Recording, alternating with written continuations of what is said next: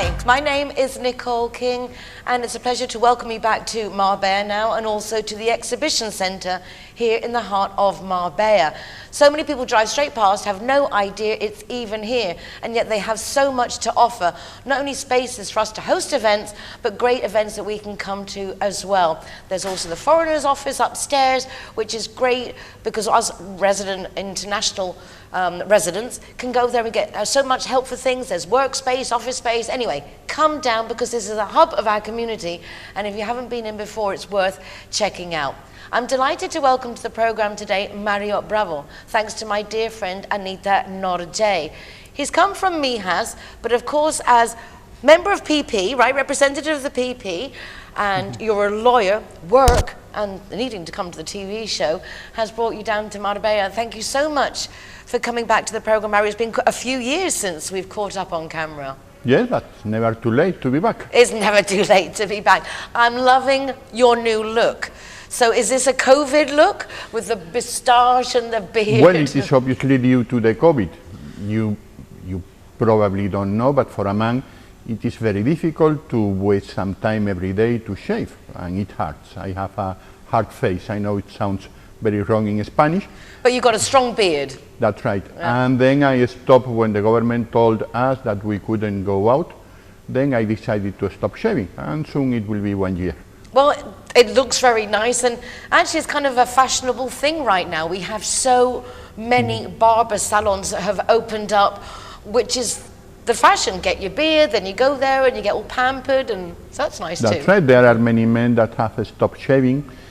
It is not only because it is better and easier, also, as I said, you save time, and you are always ready. Yeah, and your face can have a rest. Correct. Which is really nice. It was funny because we're talking about high heels and how with age we go for comfort over the look. Whereas a few years ago we do anything for the look, and now is anything just for an easy, comfortable life. Do you think that since COVID yourself and people in your world are beginning to embrace life a bit more and taking a bit away importance to getting things done and work? Correct. If there is something positive, and I think it is our duty to find something positive in this nightmare, is the fact that we have gone back to our origins. So we have started to realize that possibly our happiness was not outside with the music, alcohol, and in the bars or restaurants. Our happiness is possibly inside, and not only inside us, also inside our family, our friends, our home. That's why most of the money that before was diverted into bars and restaurants now is invested in improving our home. It's funny, it really is. I think all of us are taking on a new sense of pride of how our homes look, because we're spending more time there. We want them to be more comfortable, opposed to, as you say, the more frivolous spending. That's right, and we have realized that our home should not be a hotel, the place where you only go to sleep. It is a place to live, so you should have pleasure and you should have work.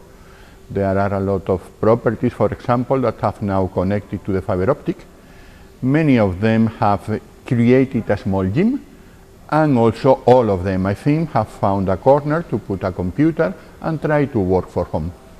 Many companies have had to have their staff obviously working from home. Do you think that there's going to be a tendency to maintain that to a large degree? It's cheaper, people seem to be coping very well. And not only that, imagine how many kilometers, how many liters of petrol, how many accidents, how many hours people waste going from home to work and back. All that time which is wasted, there is no profit in it, can be saved and can be invested in our own life. I know that the taxi drivers and the bus employees may not like this idea, but possibly there is no need to transport so much, and we have realized of that all of a sudden. An enormous amount of meetings have now been cancelled, and the world keeps running, and everything works, and we don't need to see each other presently in the same table. We can see each other through computers 1,000 kilometers away, and things still work. the Spanish are very big on family, contact, the tapa, the aperitivo, and everything that's involved. But I have to say that I, too, was pleasantly surprised about how cercano, how warm, actually, an internet connection can be. We have more time to talk to the people, because whereas before you meet up, you do your meeting, now you're having a chat, then you talk about work, then you finish having another chat. I've actually got to know some people better for talking online than when I saw them frequently face to face. The secret is how you manage your life and your time. If you really use that time for FaceTime or Zoom or many other platforms, it is a way to keep in touch with everybody, no matter how far they are. In Spain, we had some people say a problem. We call that advantage, the good weather. The good weather makes us go out and meet people. It is easier. If you live in Finland, going out is a problem. So people remain more isolated. There is a joke, you know, when they say that we need to keep 2 meters distance one from another. The Finnish complained, asking why so close. We are different. Here we like to be with people, not only in the same table. We also like to touch, to kiss, to be together with. We have lost that physical feeling, but the technology allows us to keep that sensation even through a small screen or a big one, depends the size of your TV at home. From your vantage point, how do you foresee the future of the measures that have been introduced lately? I mean, there's tight controls, the hygienic restrictions, the time restrictions. Do you think this is going to carry on for a while, regardless of how the virus progresses? What do you see coming some for of us? them should remain forever.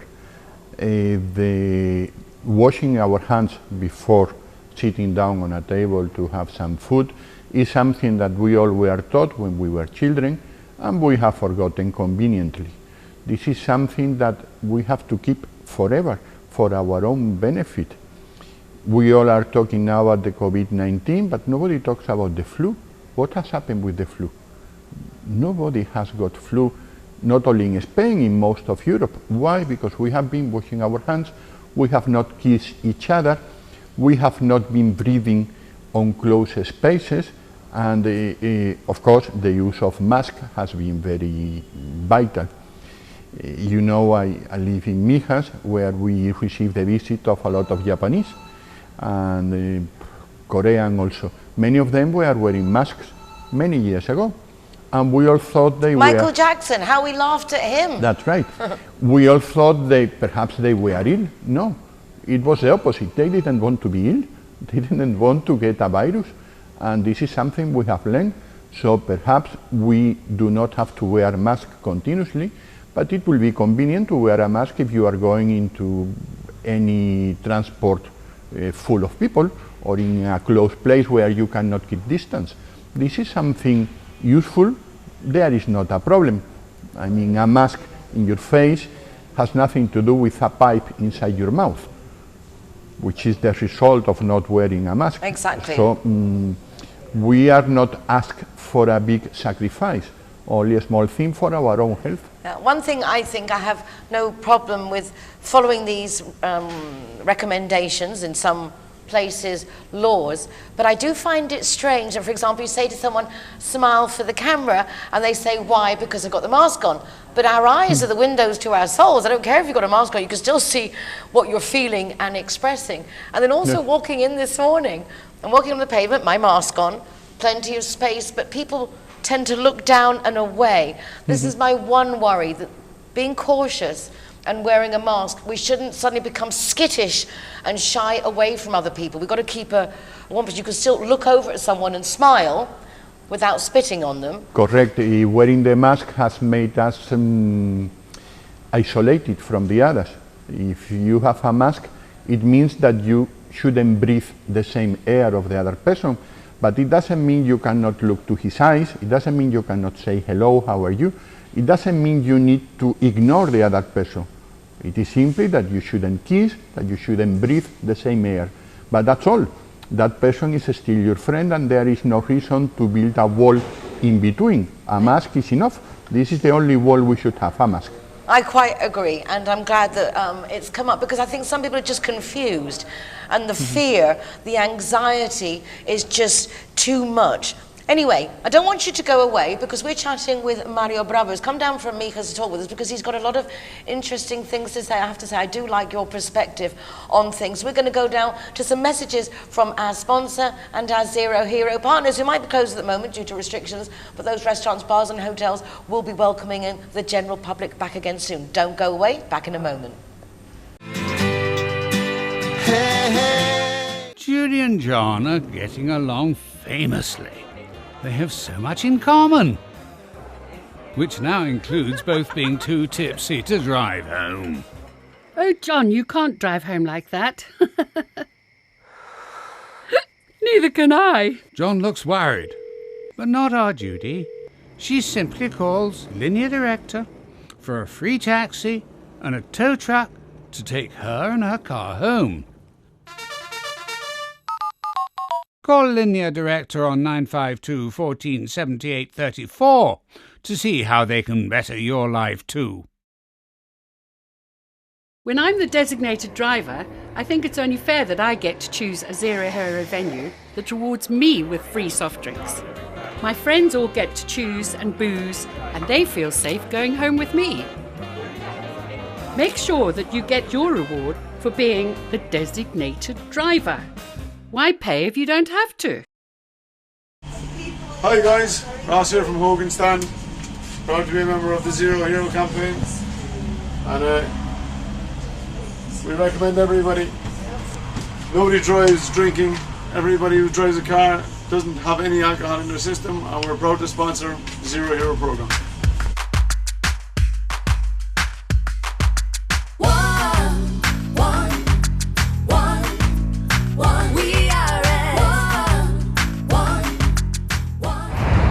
Welcome Zero Heroes. Come and visit us.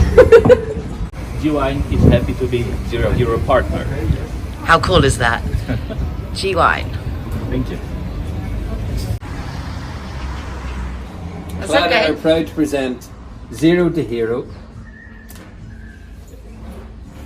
Never drink and drive. McNulty's is proud to be a Zero Hero partner. Out of bounds, Zero Hero partners. Here we are, sticker going on. Delighted to welcome everybody and to be part of the Zero Hero campaign. Delighted. Zero Hero, welcome here. Ha llegado de Barons.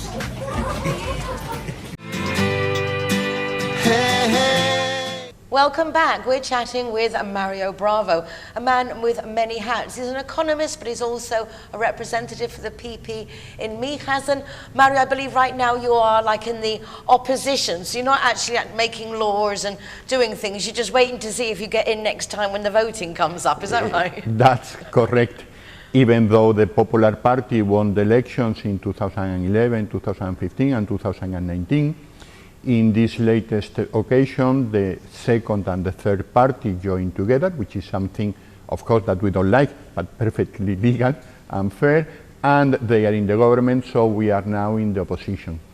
There is a common phrase in Spanish that says that if you have a tío en Granada, ni tienes tío, ni tienes nada. So it is like if you have an uncle in Granada, it is too far. So, in fact, being in the opposition means you are out of the government, so you cannot take decisions. You can only criticize, which is positive, and make proposals, which are usually ignored by the government. And so there's nothing really, actually, you can do if you're not in that majority rule. All you could do is just wait for the next time, hopefully, to get well, but another it cannot be a passive wait. It has to be an active way. Why? Because if we haven't, well, we won the election, but we didn't win with enough distance to the second one, it means that we have to do it better. So we need to talk to more people to let them know that we should do better, that we know how to do it better, that we did it better when we were in the government between 19 and 15. And that is our main job in politics nowadays, until the next elections, that no matter whether it rains or shines, will be the fourth Sunday in May 2023. Local elections cannot be moved. So there's still 3 years to go, so you can basically take a bit of a rest. But I do know that from previous chats with you, that you got into politics, about 14 years ago, because you want to be able to do something. You're from Malaga yourself. Yes. It matters to you what happens locally. In 2000, I started not only as economist, also a property administrator, a community manager in February 1990. Since then, many problems I found in Mijas was that the government, and I'm not criticizing the party, I'm criticizing the idea, were ignoring the people living in urbanizations. They were charged taxes high, and they were not rendered services.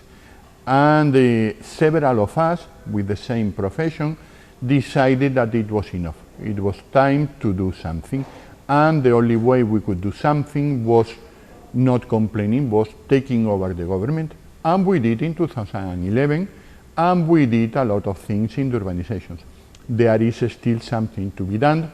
Don't forget we found 70 million euros debt, which was more or less 1 year of budget, less than what Spain has nowadays, which has 1.2 yearly budgets. And even though that, we started to render a lot of services in the urbanizations. 20, 30, 40 years ago, urbanizations were inhabited only by foreigners. That is not the case. There are a lot of Spaniards. And I am not making difference between nationalities, but the truth is that most of the foreigners were retired people, not needing almost anything, but now you have young Spanish couples with children that need schools, garden, transport, communications, and they feel ignored, they feel they are second-class citizens. And it was our duty to treat people in equal terms. Now that we have a Ministry of Igualdad. They're defending the rights of the Spanish in Spain. How funny is that? But it is sometimes that it gets lost in these Costa del Sol. That's right. There's such a mix between the demand for the international that obviously brings in good money and the tourists, but then obviously the residents also need and expect the same. Half of the population in Mijas has been born abroad. That made us a very important place. We have a lot of ideas, money, traditions from abroad, and all that can be mixed and work together. We have no problem regarding the people that were not born in Mijas, like me, and decided to come here, or were not born even in Spain. The problem is not between Spaniards and foreigners. The problem is between people living in the three centers of Mijas, at the top in Las Lagunas and La Cala, and the people living in urbanizations. They have the same rights because they have the same liabilities. And the job of someone in the government is to make that system work. If you have liabilities, you have rights. One thing goes with the other. It goes with the other, but it's nice to see that someone in the government, and which is nice in our area, that actually do care. One thing that surprised me was that anyone can actually put themselves up for election in Spain, in the sense you can be one person and make your own party.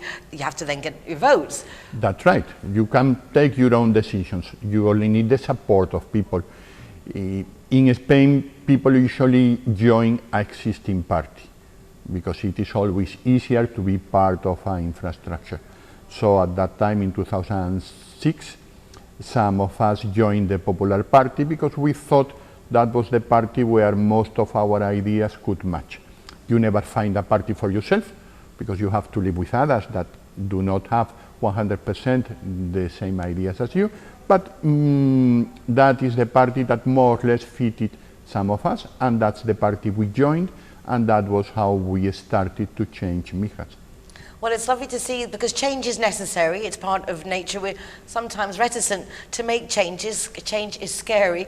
But there are changes, and we have to face the new tomorrow. As an economist, taking into consideration the tourism we're not having, the uncertainty of what's going to happen tomorrow, nobody knows. Every day is a different story. What do you see as, what can we hold on to? What is our optimism as an economist? What can we all be looking towards? What should be our goals? Well, the first conclusion is that we have to be worried.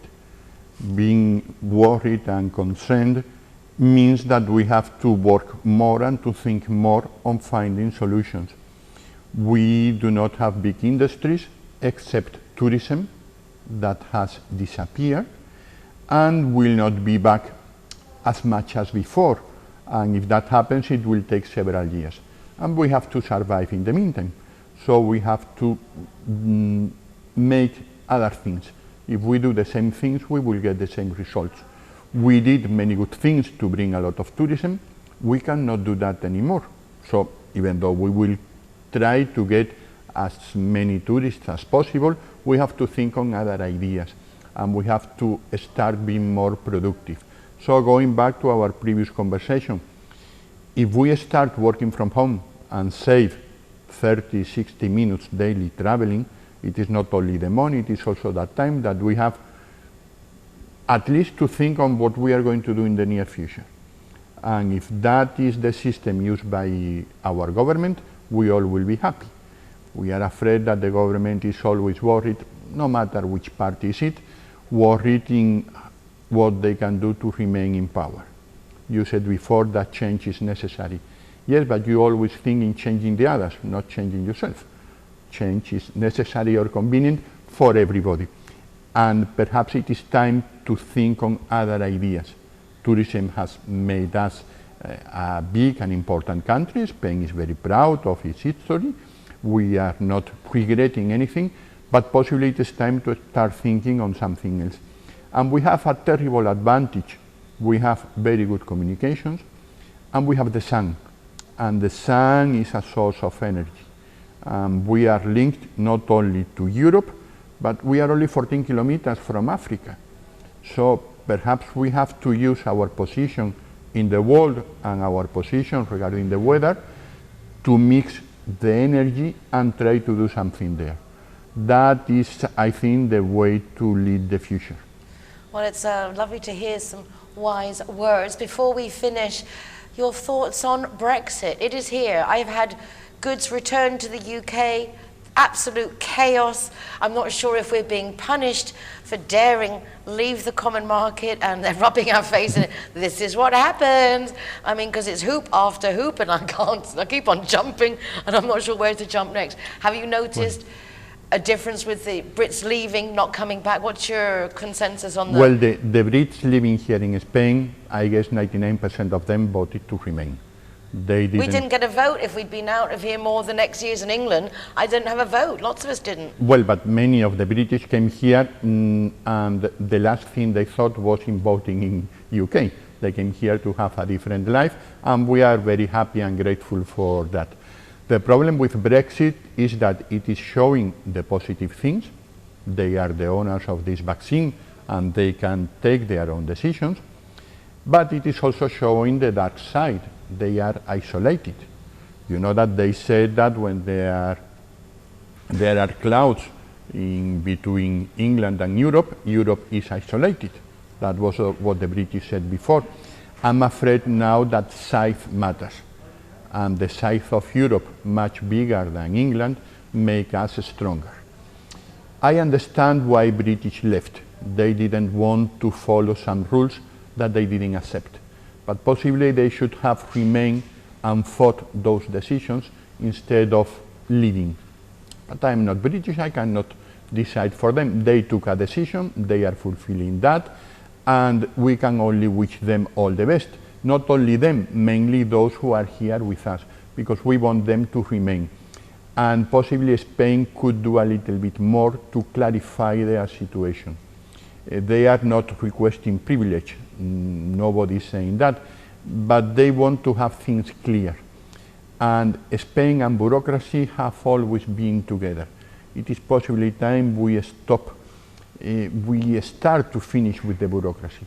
Well, I have to say that some of the most comprehensive information I got was from the Moncloa official presidency website. Mm-hmm. Everything was in English. It was also not only written in English, they had audio files that I could listen to everything in English. And when you think about it being a British decision to leave the common market, how much extra work it has meant for the Spanish police and authorities that they're not getting extra money for, it's just giving them extra headaches and work.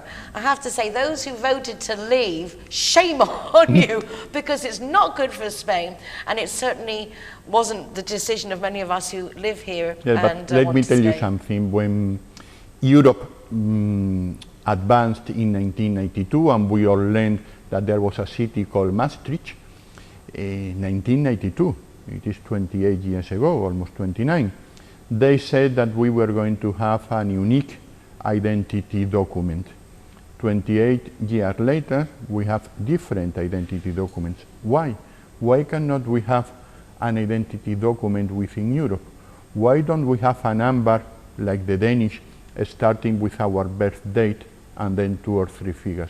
Why cannot we have an European driving license? Because it just costs so much to make all the But changes. how many hours we spend changing driving license from England to Spain? Why cannot we have, if we are all sharing the same roads? But that's the thing now, with the separation, it is different. We're going to have to leave it there for the moment, Mario, but obviously a lot more to discuss. Fascinating, but there again, when you're chatting with an economist, I mean, how can it not be so much going on? Thank you so much for joining us. You're welcome. Really lovely to see you again, and I'm loving the look. Really. Thank you. The COVID look. And yes, that's it. Mario, gracias. All right, very happy.